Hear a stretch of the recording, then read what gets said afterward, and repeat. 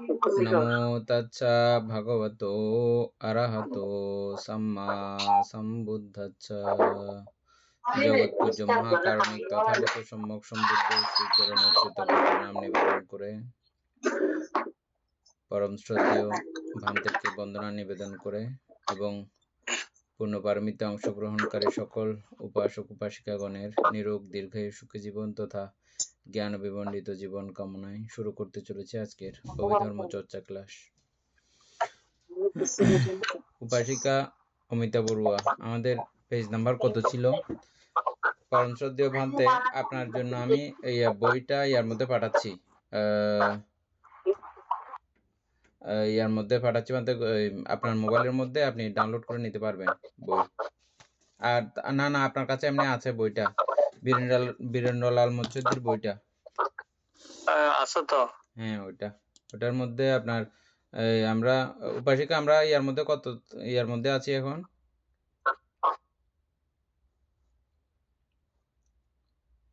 বই কার কাছে আছে? বই কে কে পড়তেছেন সরাসরি?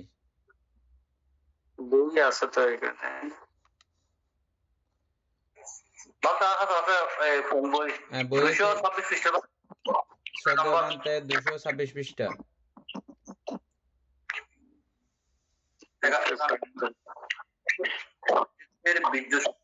মিথ্যা ব্যায়াম নামক মার্গাঙ্গ।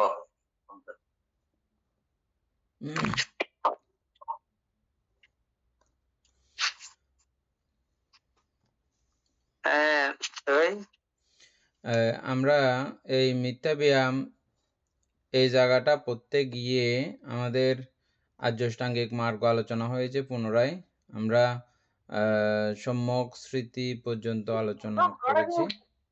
সম্যক সমাধি আলোচনা হয়েছিল কি অমিতা বড়ুয়া? সম্যক সমাধি আলোচনা আমাদের না বান্তা, সম্যক সমাধি আর সম্যক দৃষ্টি বান্তা, দুটা বাকি রয়েছিল না? হ্যাঁ বান্তা। বান্তা, এখানে আমরা কিছু কিছু বিষয় আলোচনা করতে গিয়ে আর্যাষ্টাঙ্গিক মার্গের একটু দুর্বলতা প্রত্যক্ষ করার কারণে এটা রিপিট আমরা আলোচনা করেছিলাম। আলোচনা করতে গিয়ে আমাদের সম্যক দৃষ্টি বাদ দিয়ে আর সম্যক সমাধি বাদ দিয়ে আরগুলো আলোচনা হয়েছে। আজকে আমরা সম্যক সমাধি সম্পর্কে প্রথমে শুনবো, তারপরে আপনি সম্যক দৃষ্টি সম্পর্কে একটু ব্যাপক আলোচনা করবেন। প্রথমে সম্যক সমাধি, এবং এর পরবর্তীতে আপনি যেটা আলোচনা করলেন এটা সবাই বুঝছে কিনা আমাদের এই অভিধর্ম আলোকে, এটা আবার জিজ্ঞেস করতে হবে কয়েকজনকে।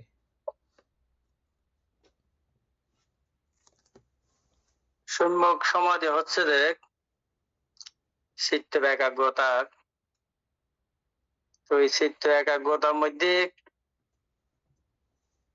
যে বুদ্ধ কর্মস্থান দিক, এই কর্মস্থান নিয়ে যখন চিত্তকে একাগ্রতা করা যায় তখন তো এটা বলে সম্যক সমাধি। মানে বুদ্ধ যে আনাপানসতি ভাবনা, অসুচি ভাবনা, এভাবে বুদ্ধানুস্থিতি ভাবনা, আরো অনেক যে 40 প্রকার বুদ্ধ কর্মস্থান দিয়ে সমত ধ্যানের, এই সমত ধ্যানের মাধ্যমে চিত্তরা যখন দীর্ঘদিন ধ্যানের মধ্যে নিবিষ্ট হয়ে চিত্ত ভাবিত থাকে, তো এটা বলছে যে বুদ্ধ ধ্যান সুখ। যারা দীর্ঘদিন ধ্যান সুখ থাকবে তারাই একমাত্র ওই সম্যক দৃষ্টির মাধ্যমে পঞ্চস্কন্ধর উদয় বিলয় এভাবে স্মৃতির মাধ্যমে ও মানে সবকিছু উপলব্ধি করিব। কারণ সমাধি ছাড়া চিত্ত গভীরত বা নাম রূপ পুঙ্খানুপুঙ্খানুভাবে গবেষণা করা বা উপলব্ধি করা সম্ভব নয়। কারণ বুদ্ধ ধর্ম প্রচার করছে যারা চিত্ত সমাধিস্থ সম্যক সমাধি হয়ে, তো তারাই একমাত্র পঞ্চস্কন্ধবান দুঃখ সত্যবান উপলব্ধি করতে পারছি।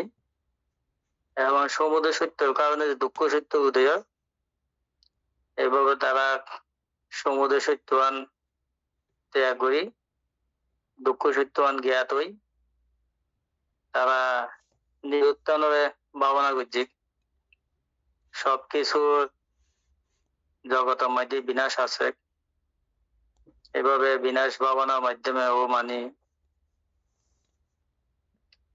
নিজের এক কর্ম কয়, সংস্কার কয়, তৃষ্ণা কয়, পথে মানে ও সরেন্দ্রদার এক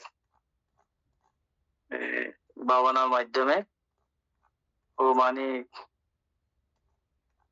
নিজের এক সম্মুখ দৃষ্টির মাধ্যমে ও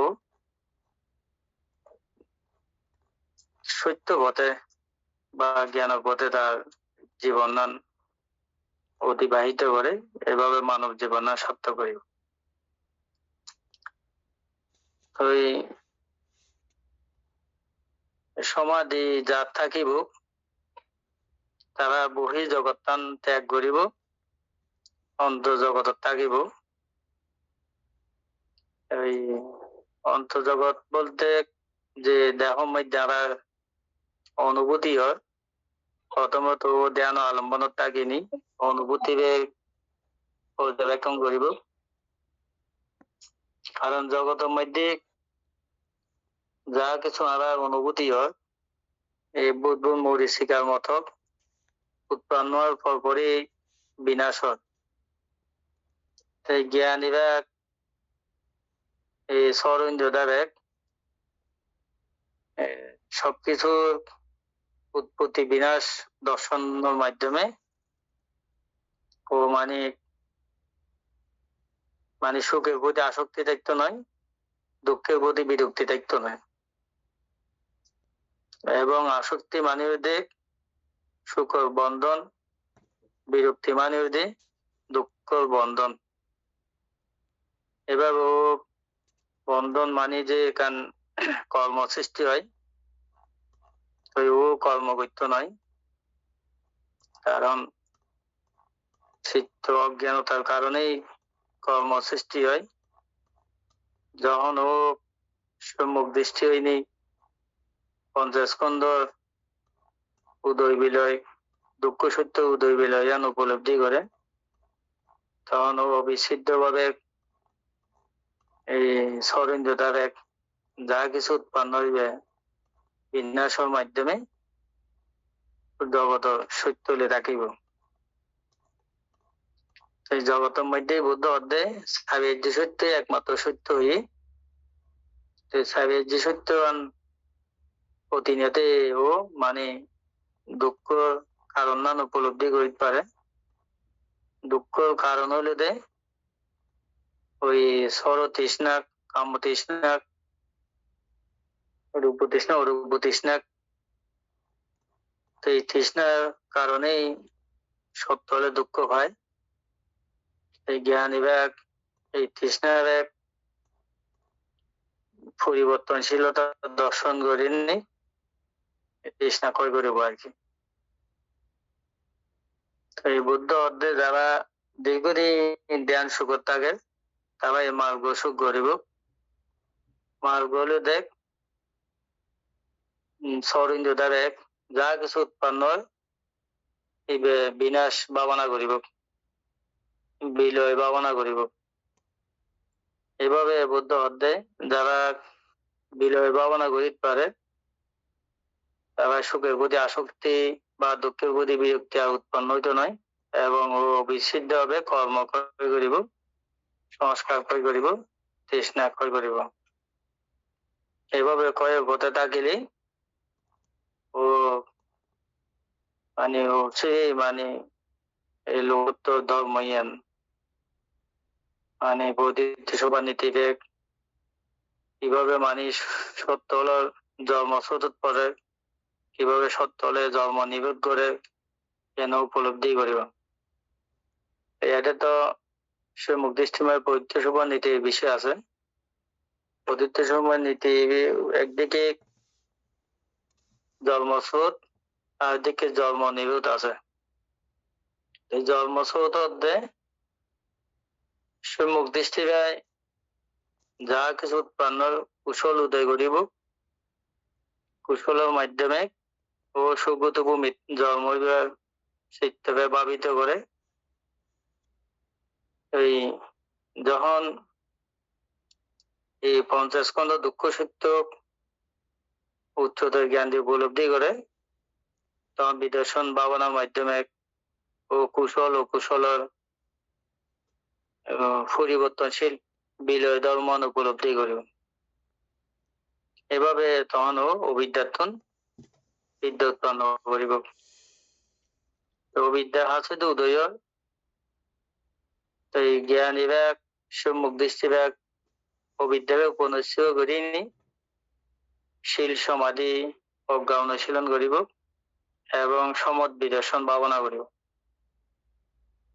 এই সম্যক দৃষ্টি বিভাগ সমত বিদর্শন ভাবনার মাধ্যমে ও মানে অবিদ্যার্থন মুক্ত হইব। তো অবিদ্যা আছে তো উদয়, তো এই বিদ্য হইতে যা কিছু উৎপন্ন হয় এই আবার ত্যাগ করি পারি করি বিদ্যা। যদি ত্যাগ করি না পারি তাহলে আবার অবিদ্য হইব। আবার ত্যাগ করিব ক্ষমতায় হাত থাকিব যারা চিত্ত সম্যক সমাধি, সম্যক সংকল্প, সম্যক দৃষ্টি এবং এই আর্যষ্টাঙ্গ মার্গরে যারা ভাবিত করছি, তারা আস্তে আস্তে কুশল ধর্ম কি কুশল ধর্ম যাওয়ার পরে ও মানে সম্যক দৃষ্টি বা ওই আস্তে আস্তে ওই কাম প্রভৃতি পঞ্চ কাম গুণের বিষয় আছে, অসুচি ভাবনার মাধ্যমে ও ত্যাগ করিব। বিয়াপাত বা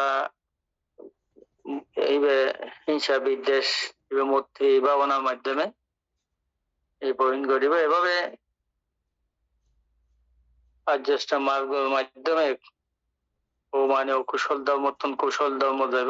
এরপরে সম্যক দৃষ্টি বা কুশল ও কুশলের উদয় বিলয় ভাবনার মাধ্যমে ও কুশলের দায়িত্ব নয় ও কুশলের দায়িত্ব নয়। এভাবে ও বিদ্যা উৎপন্ন করিব। এই বিদ্যা হইলতে মানে ও শূন্য হলে থাকতে না ভাব মানে এভাবে যা কিছু উৎপন্ন এই প্রতি আসক্তি বিরক্তি থাকতো নয়। এই অনেকে পুণ্য কর্ম করে, পুণ্যের প্রতি আসক্তি থাকে, মানে এভাবে কান বনবান্ধে উপদেশ দিয়ে দেখ নির্বাণ মন নির্বাণ চিত্তলিনিক মানে ধর্ম অনুশীলন করিব উপদেশ দিই। নির্বাণ মানে হইলে দেখ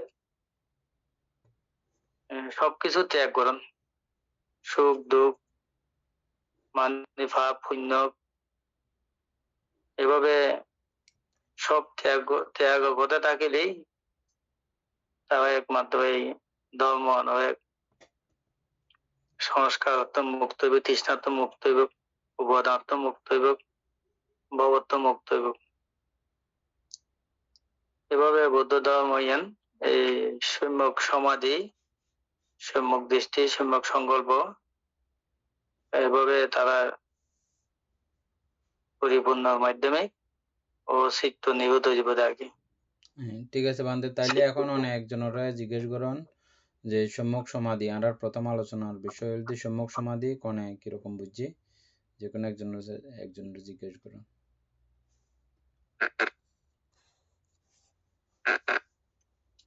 সম্যক সমাধি যদি বুঝিন না পারেন আবার আমি বলতে পারবো, বুঝতে পারলে তাহলে তো এটা বৌদ্ধ ধর্ম তো উপলব্ধির বিষয়।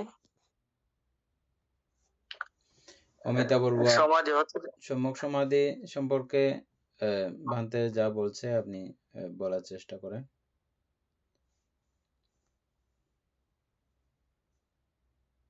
এবং সম্যক সমাধি বলতে আমাদের চিত্তের একাগ্রতা। তো আমরা যদি দীর্ঘদিন মানে চিত্তকে এখানে 40 প্রকার কর্মস্থান ভাবনা আছে, যে কোনো একটা ভাবনা আনাপান দিয়ে মানে আমরা ইয়ে করতে, যদি দীর্ঘদিন ধরে এটাকে যদি আমি প্রত্যেক দিন একটু একটু করতে করতে করতে করতে যদি আমি অনেক দিন পর্যন্ত মানে আমার স্মৃতির মাধ্যমে যদি এটাকে আমি ধরে রাখতে পারি, তাহলে আমি আস্তে আস্তে প্রথম ধ্যান থেকে মানে করে পঞ্চম ধ্যানেও যেতে পারবো। এরপরে আমি কুশল অকুশল গুলো বর্জন করে কৌশলের পথে গিয়ে মানে আমি আমার কামতৃষ্ণা, তারপর রূপতৃষ্ণা এগুলো ত্যাগ করে আমি আস্তে আস্তে মানে আমার ওই সামনে মানে উপরের দিকে, যেটা আমরা লোকোত্তরের দিকে বলি, আমার মানে অকুশলকে বর্জন করে কুশলের পথে যদি আমি এইভাবে করে হাঁটতে পারি, তাইলে চলতে পারি সবকিছু, তাহলে মানে উপরে যেতে পারবো আর কি। আর কেউ বলবেন সম্যক সমাধি সম্পর্কে কারো আইডিয়া আছে?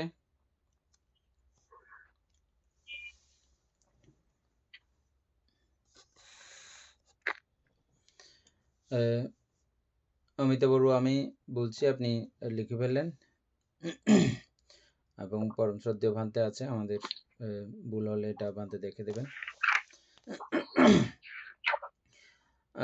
সূত্রপিটক মতে হচ্ছে যে প্রথম ধ্যান থেকে চতুর্থ ধ্যান পর্যন্ত, আমরা প্রথম ধ্যান থেকে পঞ্চম ধ্যান পর্যন্ত খুব ভালো রকম আমরা পড়াশোনা করেছি, আমাদের সকলের এটা আইডিয়া আছে, জানা আছে। 40 প্রকার সমত ভাবনা বা 40 প্রকার যে কন্ডিশনগুলো আছে, আমরা বিবিধ কন্ডিশনগুলো আমরা শিখেছি। ওই কন্ডিশনগুলোর যে কোনোটার মধ্য দিয়ে আপনি প্রথম ধ্যান থেকে পঞ্চম ধ্যান পর্যন্ত লাভ করা, সূত্রপিটক মতে চতুর্থ ধ্যান আর অভিধর্ম পিটক মতে পঞ্চম ধ্যান, দুটাই সেম। আবার সূত্রপিটক মতে এটা এভাবে বলা হচ্ছে, অভিধর্ম পিটক মতে এভাবে বলা হচ্ছে। তো এগুলোকে বলা হয় মূলত সমাধি, প্রথম ধ্যান থেকে পঞ্চম ধ্যান পর্যন্ত নর্মাল সমাধি। এটা কোনো সম্যক সমাধি না, নর্মাল সমাধি। কখন সম্যক সমাধি হবে? এটা যখন আমি ওই সমাধিস্থ অবস্থায় অনিত্য জানতে সক্ষম হব। কাকে? ওই চিত্তকে।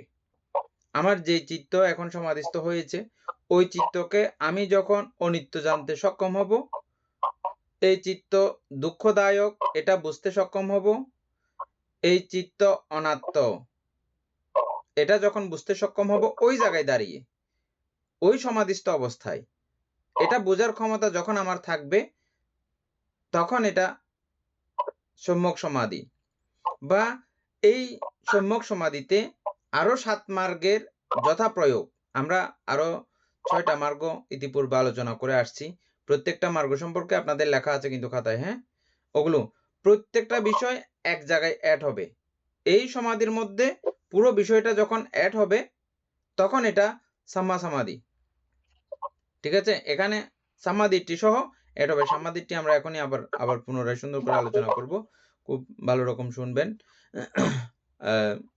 উপাসিকা শিল্পী বড়ুয়া, উপাসক পুতুল বাবু, দীপেন বাবু, উপাসক জ্ঞানশ্রী সিংহ লিখে পেলেন এটা সাম্মা সমাধি। হ্যাঁ, এটা শর্ট কথায় অল্প কথায় বলতে হবে।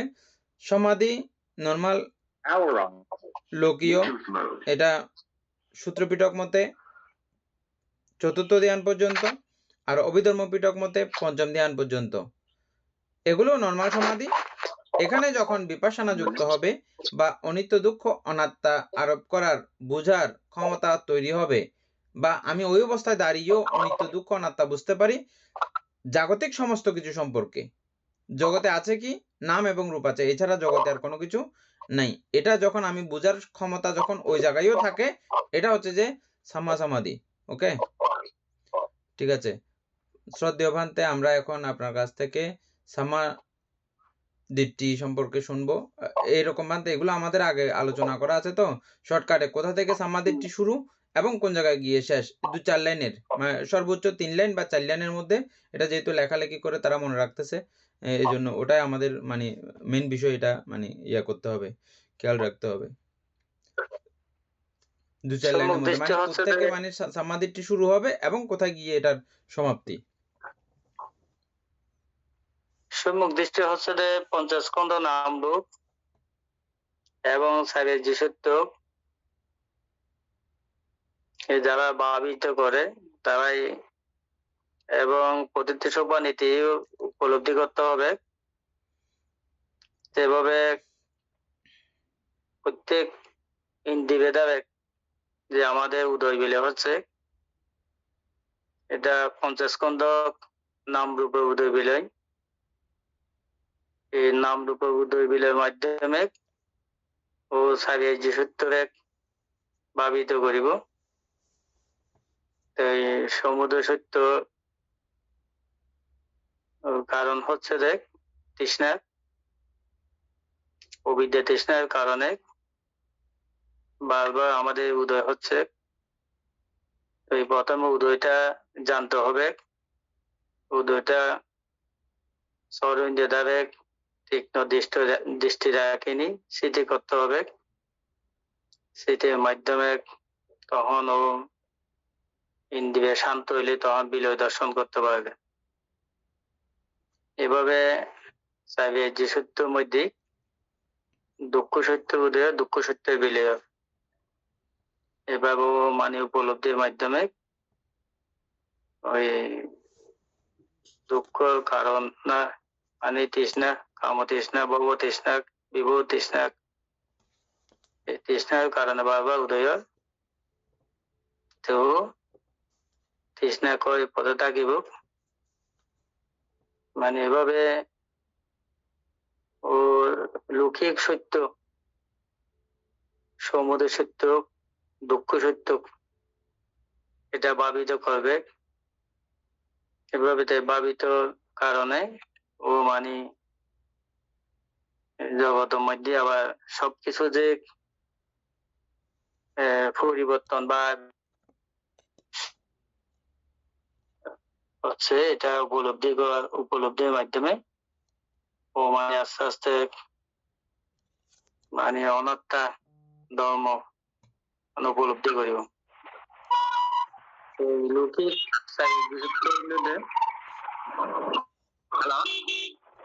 লৌকিক একটা সারিয়ার্য সত্য আছে, লোকত্ব সারিয়ার্য সত্য আছে। তো লৌকিকরে ভাবিত বহুলিপ্ত করি, তখন যখন উদয় নিভূত হয় তখন এই লোকত্ব যাইব। যতক্ষণ উদয় হচ্ছে ততক্ষণ দুঃখ সত্য উদয়, এভাবে অবিদ্যার্থন বিদ্যা উৎপন্ন করিব। এভাবে মানে এর মধ্যে জ্ঞান না নেব।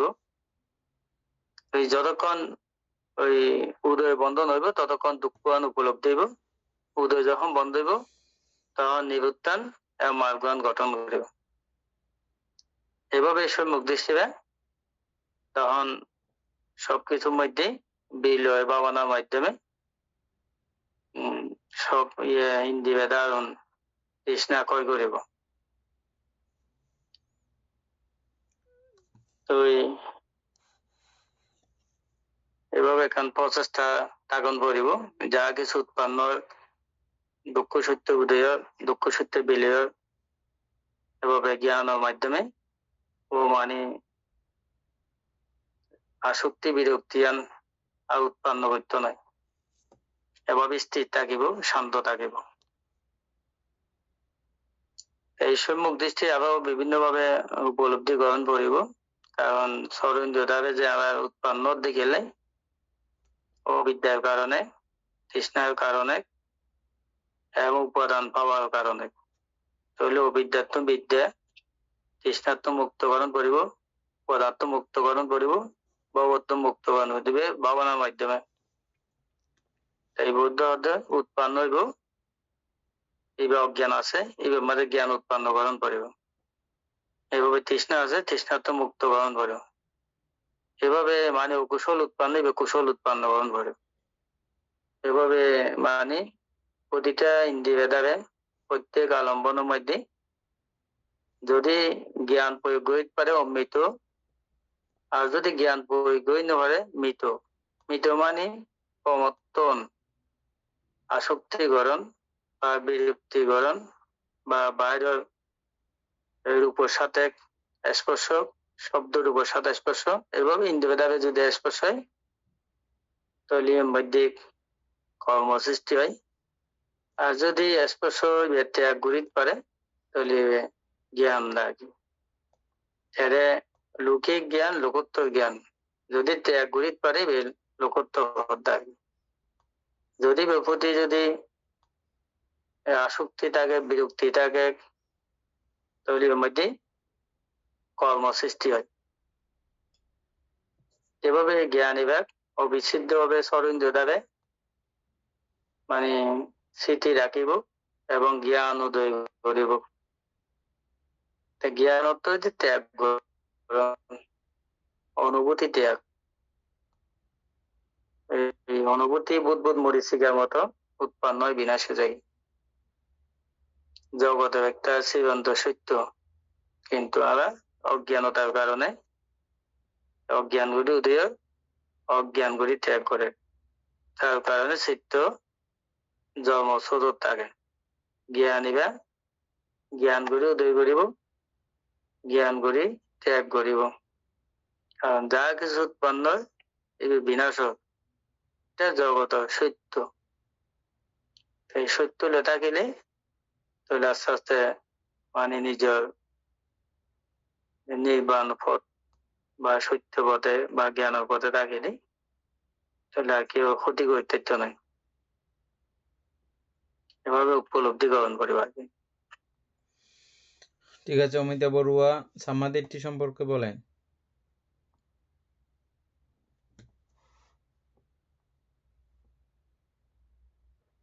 মানে সম্যক দৃষ্টি হচ্ছে যে মানে সঠিকভাবে সঠিক দৃষ্টি অর্থ ধারণা, আর সঠিকভাবে দেখা বা যথাযথভাবে বাস্তব বাস্তব সত্যতাকে জানার দেখার ক্ষমতাকে সম্যক দৃষ্টি বলে। চারিয়ার্য সম্পর্কে চারিয়ার্য সত্য সম্পর্কে জানা বোঝা, মানে এটাই হচ্ছে সম্যক দৃষ্টি। তারপর লোভ, দ্বেষ, মোহ, তৃষ্ণা, অবিদ্যা থেকে বিরত থাকা, এটাই হচ্ছে এটাও সম্যক দৃষ্টির অন্তর্গত। যেমন তখন যখন মানে একজন সাধক যখন এগুলো যখন জানবে এবং বুঝবে, তখন উনি দুঃখে জ্ঞান, সারিয়ার্য সম্পর্কে দুঃখে জ্ঞান, দুঃখ সমুদয়ে জ্ঞান, দুঃখ নিরোধে জ্ঞান, দুঃখ নিরোধের উপায় সম্পর্কে যখন জানতে পারবে, তখন ওনার লোকোত্তর ভাবে সম্যক দৃষ্টি উৎপন্ন হবে। উপাসক জ্ঞানশ্রী সিংহ বলতে পারবে?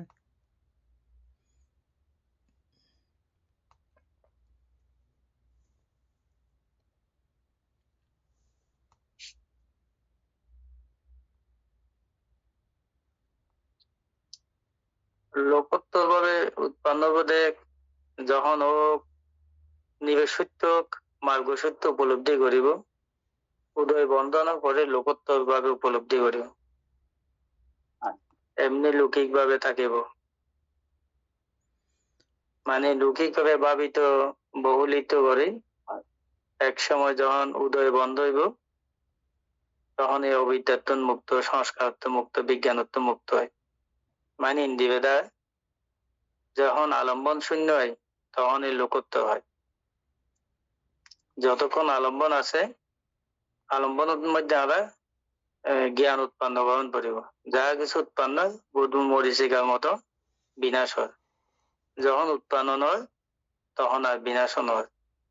তো এই উৎপন্নের সাথে দেবে বিনাশ হয়, মধ্যে আত্ম জ্ঞান উৎপন্ন গ্রহণ করিব। যখন উদয় বন্ধ তখন এই লোকত্ব উপলব্ধি করিব। উপাসক দীপেন বাবু বলেন তো সমাধিটি। সম্যক দৃষ্টি বলতে যেটা যেরকম সেটাকে সেভাবে দেখা হচ্ছে গিয়ে সম্যক দৃষ্টি। তো এই ক্ষেত্রে যেটা যেমন বলতে, যেমন পঞ্চস্কন্ধের যে 3টা লক্ষণ আছে, অনিত্য, দুঃখ, অনাত্মা। তো ওই পঞ্চস্কন্ধের এই বিষয়গুলোকে সেভাবে দেখতে পারাটাই হচ্ছে গিয়ে সম্যক দৃষ্টি।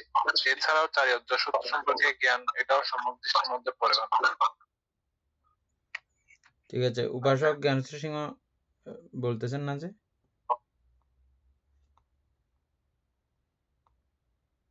শুনতেছি, এর জন্য বলবো না, আপনি বলেন।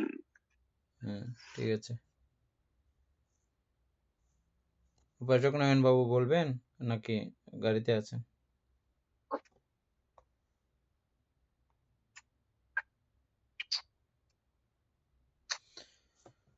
ঠিক আছে, উপাসিকা অমিতা বলবো, আপনি যেটা বলছেন মোটামুটি হয়েছে। আর বান্তে অনেক প্রকার আমাদেরকে বুঝালেন সামাধিটি সম্পর্কে। আমি আপনাদেরকে লিখে রাখার মতো করে একটু করে বলছি, যাদের পরিষ্কার হয় নাই তারা একটু এটা পরিষ্কার করে নেবেন। আমরা শুধু 2 লাইন বা 3 লাইনের মধ্যেই কথাটা বলবো, আর বিস্তারিত এগুলো আপনারা পড়েছেন, সবাই জানেন, বিস্তারিত বলছি না। সামাধিটি হচ্ছে যে মূলত দুঃখে জ্ঞান, কোথায় কোথায় দুঃখ আছে এটা জানা। আমরা কিছুক্ষণ আগেই বললাম পুরো জগতের মধ্যে আছে নাম এবং রূপ, এছাড়া আর কোনো কিছু নাই। সুতরাং নাম এবং রূপে দুঃখ শ্রেষ্ঠ সত্য হিসেবে প্রমাণিত হওয়া সমাধিটি, নাম এবং রূপের মধ্যে দুঃখ শ্রেষ্ঠ সত্য হিসাবে, যদি কখনো কখনো আমার মনে এখানে সুখ আছে এরকম কোনো ধারণা উৎপন্ন হয়, তাহলে আমি বুঝে নেব বা বুঝবো যে আমার সমাধিটি হয় নাই। আর যদি জাগতিক প্রত্যেকটা বিষয়, যত বিষয় আছে, একেবারে ভবের অধোভাগীয় থেকে ঊর্ধ্বভাগীয় পর্যন্ত, অর্থাৎ নৈবসংজ্ঞা নাসংজ্ঞা পর্যন্ত যত ডিজাইনের যত রকমের চিত্ত আছে, প্রত্যেকটা চিত্তই দুঃখ, আর্য সত্য বা শ্রেষ্ঠ সত্য, এটা উপলব্ধি করতে পারা সমাধিটি। এবং এই দুঃখের কারণ আছে, এটাতে যখন আমি তৃষ্ণাক্ত হব, এটা যখন আমার লাগে, আমার চাই, এরকম যখন বলবো, এটা থেকে দুঃখ উৎপত্তি হবে। এটা দুঃখের উৎপত্তি বা দুঃখের কারণ সত্য। এই বিষয় সম্পর্কে যার জ্ঞান থাকে তিনি সমাধিটি পরায়ণ বা ওই ব্যক্তি সম্যক দৃষ্টি সম্পন্ন। 3 নাম্বার, তৃষ্ণা উৎপন্ন না করলে, তৃষ্ণা উৎপন্ন না হলে এবং তৃষ্ণা নিরোধ হলে এটা দুঃখের নির্বাণ। যেহেতু তৃষ্ণার কারণে দুঃখ সৃষ্টি হয়, তাহলে তৃষ্ণা নিরোধে দুঃখের নিরোধ বা নির্বাণ, এটা হচ্ছে যে 3 নাম্বার। এই 3 নাম্বার বিষয়টাকেও যিনি সম্যক রূপে অবধারণ করতে পারেন এবং জানেন বুঝেন, তিনি সম্যক দৃষ্টি পরায়ণ। 4 নাম্বার, দুঃখ নিরোধের উপায় বা তৃষ্ণা নিরোধের উপায়। দুঃখ নিরোধের উপায়ও বলতে পারেন, এই তৃষ্ণাকে দমন করার বা নিরোধ করার উপায়ও বলতে পারেন। দুটাই দুভাবেই বলা যাবে, কোনো সমস্যা নাই। এটাকে নিরোধ করার উপায় কি? এখানে তো এক মার্গ এখন আমরা আলোচনা করতেছি, এছাড়াও আরো 6টা যেগুলো আছে, ওগুলো সবগুলো একসঙ্গে একযোগে। এটা হচ্ছে যে দুঃখ নিবৃত্তি করার রাস্তা, দুঃখ নিভিয়ে দেওয়ার রাস্তা, তৃষ্ণা উৎপন্ন না হয় মতো করে চলার রাস্তা। এটাকে একযোগে বলা হয় আর্যাষ্টাঙ্গিক মার্গ। এই আর্যাষ্টাঙ্গিক মার্গ সম্পর্কে যথাযথ জ্ঞান, প্রতি ক্ষণে ক্ষণে এটাকে অ্যাপ্লাই করার, এটাকে সামনে নিয়ে আসার। কখন যখন আপনার সঙ্গে নাম এবং রূপের সম্পর্ক হবে, তখন যখন আপনার সঙ্গে নাম এবং রূপের নতুন করে সম্পর্ক হবে বা আলম্বনের নতুন সংযোগ হবে, তখনই আপনি এই 8 মার্গের প্রয়োগ একযোগে যদি করতে পারা যায়, করতে পারে যারা, তারা সম্যক দৃষ্টি পরায়ণ। আর যারা করতে পারে না, তাদের এখনো সম্যক দৃষ্টি হয় নাই পরিপূর্ণভাবে। চেষ্টা করতেছেন, হবে এরকম।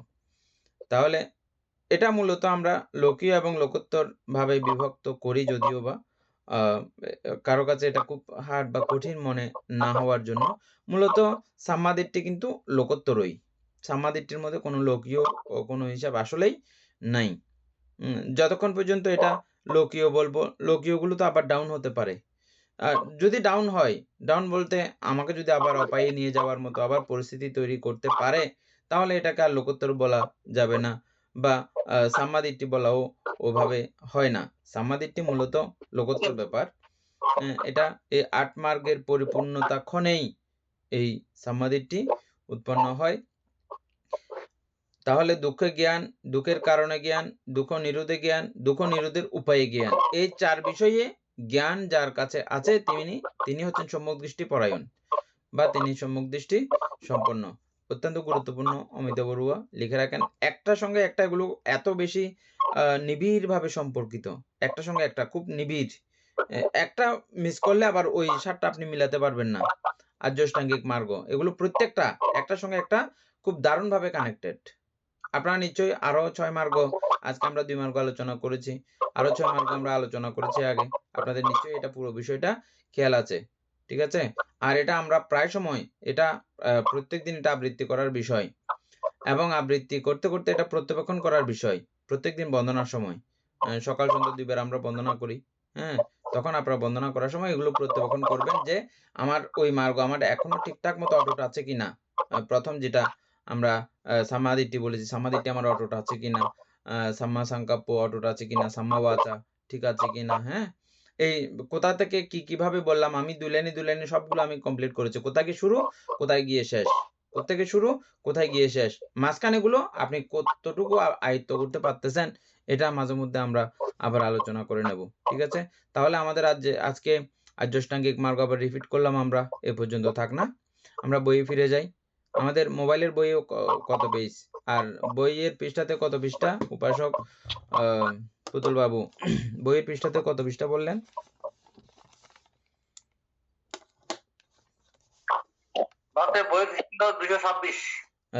শ্রদ্ধেয় বান্তে বইয়ের পৃষ্ঠার মধ্যে 226 পৃষ্ঠা, আর মোবাইলের পৃষ্ঠা মধ্যে বড়ুয়া 235 পৃষ্ঠা। 235 পৃষ্ঠার মধ্যে আমরা মিশ্র সংগ্রহের মধ্যে সংখ্যাপত্র, ওখানে মার্গ নিয়ে আলোচনা করছিলাম, এই জন্য এখানে গ নাম্বারটা 235। আমাদেরকে এটা আর একটু করে পড়া দরকার আছে কি? 235 না? হ্যাঁ বান্তে 235 পৃষ্ঠা গ নাম্বারটা না বান্তে, এটা আলোচনা করতে গিয়ে 235 আমরা পৃষ্ঠা আমাদের মোবাইলের, আপনার বইয়ের মধ্যে হচ্ছে 226 বলছে। আচ্ছা 226 না বই? আচ্ছা মোবাইল গ মধ্যে তো এটা ইন্ডিভিজুয়াল বলছে আর কি। গর মধ্যে হচ্ছে যে মার্গ অর্থ পথ উপায়, এবং অঙ্গ অর্থ কারণ উপকরণ। কিসের পথ? 26 এবে তো 26 এর মধ্যে নাই। মিশ্র সংগ্রহ বান্তে, মিশ্র সংগ্রহ সংক্ষেপাত্ম বর্ণনা, মিশ্র সংগ্রহের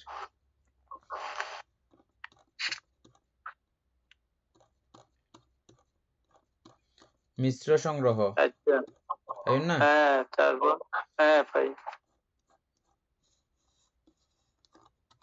11 নম্বর ওই ইন্দির উপর আর কি। আচ্ছা মার্গ অর্থ পথ। উপাসিকা আপনি গ নাম্বারটা ওখান থেকে আবৃত্তি করেন, মূল জায়গা থেকে দ্বাদশ মার্গাঙ্গ গুলো আবৃত্তি করেন।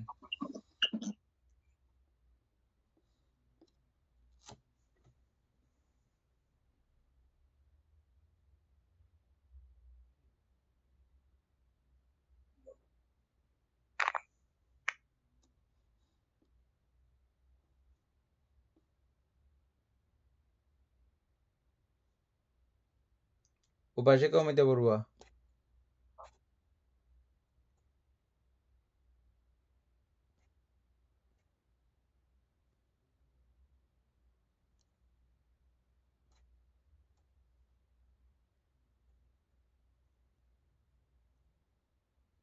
কোথায়?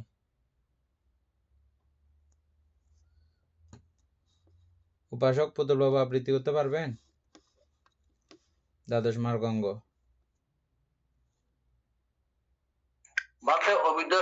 বিজ্ঞান উপাদান এগুলো না আপনি পাবেন না। অমিতা বড়ুয়া সম্যক দৃষ্টি, সম্যক সংকল্প, সম্যক বাক্য, সম্যক কর্ম, সম্যক আজীব, সম্যক ব্যায়াম, সম্যক স্থিতি, সম্যক সমাধি, মিথ্যা দৃষ্টি, মিথ্যা সংকল্প, মিথ্যা ব্যায়াম, মিথ্যা সমাধি। হ্যাঁ, তাহলে আমরা তো 8 মার্গ সম্পর্কে এখন আলোচনা করে ফেললাম, আর 4 মার্গ বাকি রয়েছে। 4 মার্গ মধ্যে আমরা কয়েকটা মনে হয় আলোচনা করে ফেলছিলাম আগে।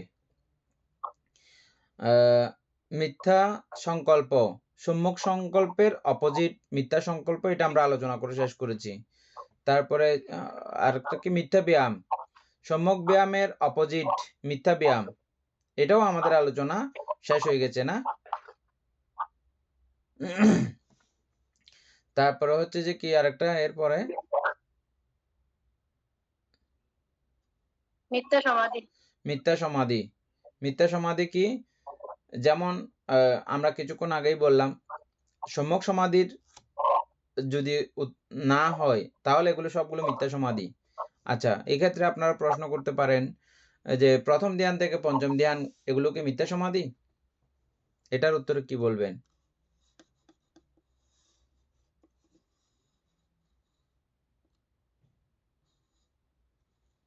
উপাসক না বাবা, এগুলো মিথ্যা সমাধি নয়। উপাসক দীপেন বাবু বলেন।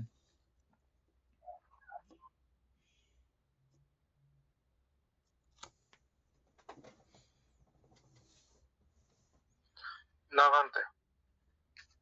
কেন মিথ্যা সমাধি নয়? ভান্তে মিথ্যা সমাধি হচ্ছে গিয়ে অকুশল চিত্তের ক্ষেত্রে মিথ্যা সমাধি হবে আর কি। হ্যাঁ, অকুশল চিত্তের ক্ষেত্রে মিথ্যা সমাধি হবে। আবার এটাকে আমরা সম্যক সমাধিও বলতে পারি না। আবার যেহেতু সম্যক সমাধি বলতে পারতেছি না, সেই দৃষ্টিকোণ থেকেও আবার এটাকেও মিথ্যা সমাধিও বলা যেতে পারে। বুঝা গেছে বিষয়টা? আমরা যখন দ্বাদশ অকুশল চিত্ত সম্পাদন করার সময় আমাদের যে চিত্তের একাগ্রতা যেটা রয়েছে ওটা মিথ্যা সমাধি। এটা ফাইনাল, এটা এখানে কোনো সমস্যা নাই। আর আর এদিকে প্রথম ধ্যান থেকে পঞ্চম ধ্যান পর্যন্ত এটাকে আমরা এটার সঙ্গে শুধু সম্যক দৃষ্টি যুক্ত করলে মাত্র আমরা কি বলতেছি, এটাকে সাম্মা সমাধি বলতেছি। আর যুক্ত না হলে সাম্মা সমাধি বলতে পারতেছি না, এমনি সমাধি বলতে পারতেছি। তবে এটাকে মিথ্যা সমাধি বলা যাচ্ছে না। আবার আরেক দৃষ্টিকোণ থেকে মিথ্যা সমাধি বলা যাইতেও পারে। কিভাবে? কারণ এই সাম্মা সমাধি আমাদের যে চিত্ত যখন অবিদ্যায় আক্রান্ত হয় অধিক পরিমাণে, তখন এগুলো সবগুলো বিনষ্ট হয়ে আমি আবার চারি উপায়ে চলে যাবার সম্ভাবনা আছে। আছে না নাই? আপনি নৈবসংজ্ঞা নাসংজ্ঞা লাভ করেছেন ইহজীবনে, আবার আপনি অকুশল কর্মে জড়িয়ে পড়েছেন, এই সমাধি পুরো বিনষ্ট হয়ে গেছে। সমাধি বিনষ্ট হতে পারে কি?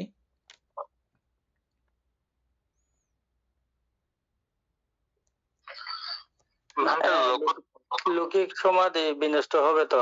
লৌকিক সমাধি যেহেতু বিনষ্ট হবে, যেহেতু বিনষ্ট হয়, সেহেতু আমাকে এটা আবার পুনরায় আবার চারি উপায়ের দিকে আমাকে টানতে পারে। যেহেতু টানতে পারে সেহেতু এটাকে সাম্মা সমাধি বলা যাচ্ছে না। আর সাম্মা সমাধির পরবর্তী ক্ষণের সমস্ত বিষয়গুলোকে আবার কিন্তু মিথ্যা সমাধি বলা যায়, সম্মুখ সমাধির অপোজিট।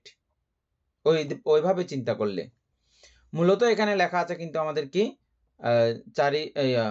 দ্বাদশ অকুশল চিত্তের একাগ্রতাই সমাধিস্থ অবস্থায় হচ্ছে যে, বা ওখানে মনোযোগকরণ অবস্থায় হচ্ছে যে মিথ্যা সমাধি। আর এখানে কি লেখা আছে? মার্গত পথ উপায়, কোথায় যাবার? ওই নরকে যাবার উপায় বা বিভিন্ন জায়গাতে যাওয়ার উপায়। আচ্ছা, ভান্তে হ্যাঁ বলে। ভান্তে এই যে সম্যক সমাধি হলো না, কিন্তু সাধক চলে গেলেন, উনি মানে শ্রুতাপত্তি মার্গে।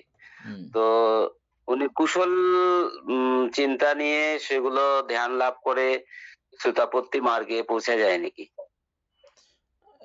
না, শ্রোতাপত্তি মার্গে পৌঁছতে গেলে আপনাকে এই যে নাম রূপ অরণ্য দ্বারা যে উৎপন্ন বিনাশ হয়, এভাবে কামলোক সম্বন্ধে জ্ঞান, রূপলোক সম্বন্ধে জ্ঞান, এভাবে সম্যক সমাধি থাকিনি বিদর্শন প্রয়োগ করার কারণে ও সম্যক দৃষ্টি এবং সম্যক সমাধি আস্তে আস্তে পরিপূর্ণ হবে।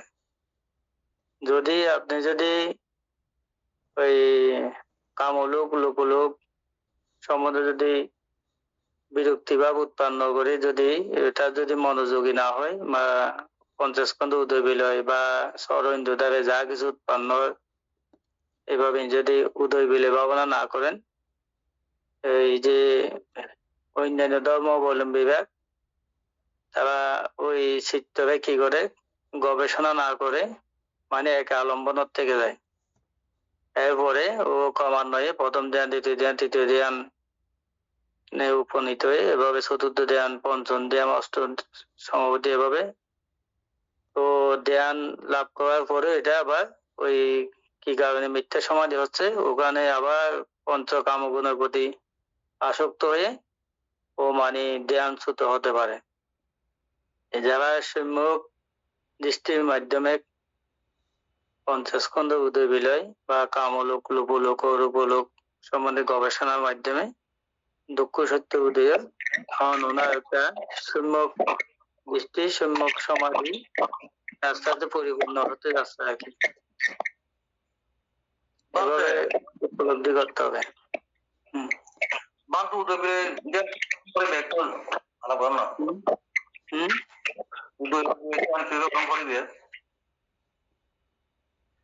উদয় বিলয় বলতে এই যে আমরা যদি আনামাসিতে ভাবনা করি, তাহলে বাতাসটা একটা রূপ এবং কায়দারে যে আমাদের স্পর্শ হচ্ছে, এটার মধ্যেও মানে উদয় বিলয় মানে অনিত্য ধর্ম, দুঃখ ধর্ম, অনর্থ ধর্ম, এভাবে নাসিকা দ্বারা উপলব্ধি হয় বা এভাবে স্মরণীয় দ্বারা প্রতিনিয়ত নাম রূপ উদয় বিলয়।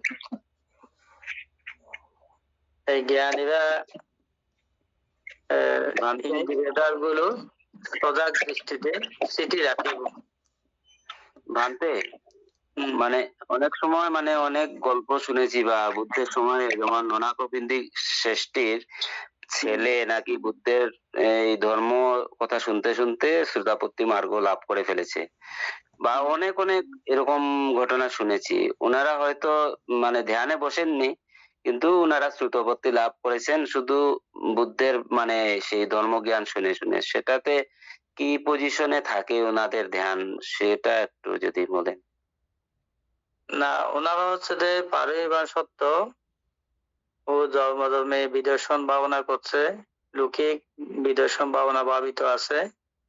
ওনার বর্তমানে চিত্ত একাগ্রতা আছে, একাগ্রতার কারণে ও মানিক অতীত সংস্কার, বর্তমান সদ্গুরু উপদেশ এবার একটু চিন্তা করার সাথে সাথে চিত্ত যে প্রবাহমান চিত্ত হঠাৎ নিভে যায়, নিভে যাওয়ার পরেই ও লোকোত্তর জ্ঞান উপনীত হয়। এটা অতীত পারিবান সত্য, কারণ ও মানে উদ্গত বাঘ আছে, কেউ মানে তীক্ষ্ণ প্রজ্ঞাবান আছে, কেউ মৃদু প্রজ্ঞাবান আছে। এভাবে কান নিজের জ্ঞানের প্রভাবে চিত্ত সমাধি থাকার পরে হঠাৎ নিভে যাওয়ার পরেই ও নিবিড় সত্য এবং মার্গ সত্য গঠন করে। কারণ চিত্ত যখন আলম্বনে থাকে তখন একের পরে এক আলম্বন থাকার কারণে চিত্ত একটু গরম ভাব থাকে। তো এই চিত্তটা আলম্বন নিভে যায়, তখন নিবে চিত্ত উপাদান নিবেদনের কারণে ও চিত্ত বেদনাটা নিভে যায়। এই বুদ্ধ হতে কাম ত্যাগ, রূপ ত্যাগ, বেদনা ত্যাগ। কাম হল স্থূল রূপ, রূপ হল সূক্ষ্ম, ওই এরপরে বেদনা। এভাবে বেদনা নিভে গিয়ে আর কি, নিভে যাওয়ার পরে ও লোকোত্তর জ্ঞান। এই বুদ্ধ সময় অত্যধিক পরিমাণ সত্য, মহাপুণ্যবান সত্যরা। এটা অতীতে অনেক জন্ম ভিক্ষু আছেন বা অনেক জন্ম ঋষি প্রবজ্জিত ঋষি ধ্যান করছে, এভাবে পারমি আর কি। উপাসক বুঝতে পারছেন না আপনার প্রশ্নের উত্তর? বান্তে যেটা বলতে চেয়েছেন, বান্তে যেটা বলতে চেয়েছেন, অর্থাৎ সমত এবং বিপাসনা না করে কেউ কোনোদিন শ্রোতাপত্তি মার্গ জ্ঞান লাভ করতে পারবে না, এটা শিওর একদম। বলো কখন করেছে বান্তে? বুদ্ধ যখন দেশনা দিচ্ছিলেন তখন ওই চিত্ত একাগ্রর কথা বলেছেন বান্তে, খেয়াল করেছেন? ওই চিত্ত একাগ্রতাই হচ্ছে ধ্যান বা সমাধি, বুঝছেন? তখন তিনি সমাধিস্থ হয়েছেন এবং তখন তিনি নাম এবং রূপে যথাদৃষ্টি, সম্যক দৃষ্টি তথা আর্যাষ্টাঙ্গিক মার্গের পুরো প্রয়োগ। বুদ্ধ কি দেশনা করেন? আর্যাষ্টাঙ্গিক মার্গই দেশনা করেন। এই আর্যাষ্টাঙ্গিক মার্গের যথা প্রয়োগ যে মুহূর্তে হবে সে মুহূর্তেই মার্গ। আর এটা প্রথমবার লাভ করলে তখন তিনি শ্রোতাপত্তি মার্গ, দ্বিতীয়বার হলে সকৃতগামী মার্গ, তৃতীয়বার হলে অনাগামী মার্গ, চতুর্থবার হলে অরহত মার্গ, বুঝছেন? সুতরাং ধর্ম দেশনা আমরা যে ধ্যান করি সেখানেও আর্যাষ্টাঙ্গিক মার্গেরই গবেষণা আলোচনা, ও ছাড়া আর কিছু না, বুঝছেন? তাহলে সুতরাং ওই অবস্থাতে দেশনা শুনতে শুনতেও যদি কেউ চিত্তকে নিবিষ্ট করে একাগ্র করে তাহলে মার্গফল লাভ না করার কোনো ব্যাপার নয়। এখন যেমন আমরা এই যে অভিধর্ম চর্চা করতেছি, হ্যাঁ, এটা প্রত্যেক ক্ষণে ক্ষণে এটা বুঝতে হলেও আপনাকে চিত্ত ওখানে সমাধিস্থ করে ফেলতে হচ্ছে, নিবিড় করে রাখতে হচ্ছে। একটু 19-20 হইলে মাত্র আর বুঝতে পারতেছে না, খেয়াল করছেন? এরকম। যাই হোক, আজকে তো এমনি আমাদের সময় শেষ হয়ে গেছে। এটা মার্গের ইয়াটা করে এখানে আর্যাষ্টাঙ্গিক মার্গকে 3 ভাগে, দ্বাদশ মার্গকে 3 ভাগে বিভক্ত করে লেখা হয়েছে। উপাসিক অমিত বড়ুয়া দেখেন খুব খেয়াল করে। প্রথম হচ্ছে যে প্রথম অষ্ট অঙ্গ সুগতির রাস্তা বা সুগতির পথ, বুঝছেন? 8টা, এক একটা করলে এক একটা বিষয়কে যদি আলাদা আলাদা করে করেন এগুলো প্রত্যেকটা সুগতির, বুঝছেন? আলাদা আলাদা করে এক একটা মার্গ সুগতির, দুর্গতিতে যাবে না এমন না, এক একটা মার্গকে আলাদা আলাদা করলে। কিন্তু হ্যাঁ, এটা সুগতির রাস্তা হতে পারে, কিন্তু এটা যৌথ সমন্বয় যখন হবে এটা নির্বাণের পথ, নির্বাণের রাস্তা। 8 অঙ্গের যৌথ উদ্যোগ, যৌথ একযোগে প্রয়াস, একযোগে কাজ, এটা নির্বাণের রাস্তা। এবং শেষের যে 4টা আছে মিথ্যা মার্গ, এগুলো হচ্ছে যে দুর্গতির পথ। এ পর্যন্ত আমাদের আলোচনা থাক। আমরা কালকে সমাধিটি প্রজ্ঞেন্দ্রীয় চৈতসিক জ্ঞান সম্প্রযুক্ত 47 প্রকারের চিত্তের প্রজ্ঞাইন্দ্রিয় ওই সম্যক দৃষ্টি নামক মার্গাঙ্গ, এটা আমরা পরে ওই যে দ্বাদশ মার্গের প্রত্যেকটা এক একটা করে আবার এখানে আলোচনা আছে, এগুলো আমরা ক্রমান্বয়ে কালকে আলোচনা করব। হ্যাঁ, আজকে আমাদের সময় শেষ হয়ে গেছে। পরম শ্রদ্ধেয় ভান্তের প্রতি অশেষ কৃতজ্ঞতা জ্ঞাপন করছি। আমাদের সঙ্গে ক্লাসে যুক্ত হয়ে আমাদের ক্লাসকে সমৃদ্ধ করেছেন, জ্ঞান ও গর্ভ আলোচনা দিয়ে আমাদেরকে অত্যন্ত প্রাণবন্ত করেছেন। ভান্তের প্রতি অশেষ কৃতজ্ঞতা জ্ঞাপন করছি। এবং যারা উপাসক উপাসিকা রয়েছেন, আপনারা না থাকলেও আমাদের এই ক্লাস চলমান থাকতো না, তাই আপনাদের সকলের প্রতি অশেষ কৃতজ্ঞতা জ্ঞাপন করছি। আমাদের আজকে এই অভিধর্ম চর্চাজনিত যে পুণ্যরাশি, এই পুণ্যরাশি অনন্ত চক্রবাসী সত্যগণকে দান করছি, গুরুহান্তি দেবকে দান করছি, মাতা পিতাগণকে দান করছি, এবং এই পুণ্যের কাছে আমরা প্রত্যেকে প্রার্থনা করব নির্বাণ লাভ অবধি অসৎ ব্যক্তি, মূর্খ ব্যক্তি, পাপমিত্রের সংসর্গ লাভ না করে সদা সর্বদা জ্ঞানদর্শী কল্যাণ মিত্রের সান্নিধ্যে সংসর্গ লাভ করতে সক্ষম হই। এইরূপ সাধু সংকল্প পোষণ করে আজকের মতো ক্লাস এখানে সমাপ্ত করছি।